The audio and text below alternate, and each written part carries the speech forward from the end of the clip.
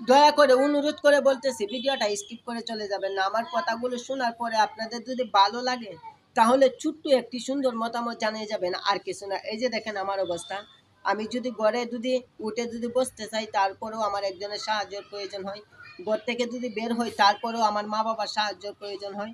এই যে এখানে যে বসে রয়েছি, এইখানে দেখেন আমার মাকে দিয়ে ভিডিওটা করাইতেছি। আমি একা কখনোই কিছু করতে পারি না, আমার হাতে পায়ের সমস্যা। এক সময় ভালো ছিলাম, হাঁটাচলা করতে পারতাম, সবার মতন সুস্থ স্বাভাবিক ছিলাম। একটি দুর্ঘটনার কারণে আজকে আমার এরকম অবস্থা হয়ে গেছে। এই মাধ্যমটাতে কাজ করতেছি। আমি আপনাদের কাছে টাকা পয়সা চাই না, প্রত্যেকটা ভিডিওর মাঝেই বলি।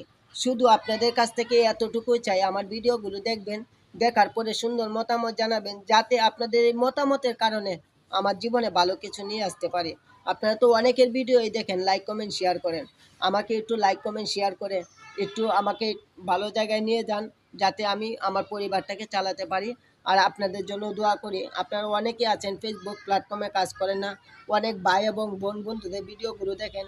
সবাই একটু দয়া করে আমাকে পাশে রাখবেন, ছোটো ভাই হিসাবে, ছেলে হিসাবে, বন্ধু হিসাবে, যাতে আপনাদের এই ভালোবাসার কারণে আমি এগিয়ে যেতে পারি, আমার পিছনের দিকে যাতে না তাকাতে হয়।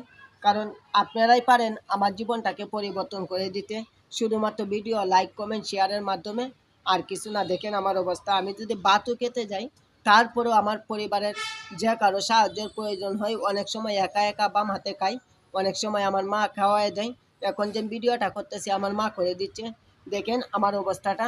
আমি ভিডিওটা আর বেশি লম্বা করব না, আমি এতটুকুই বললাম আপনাদের কাছে।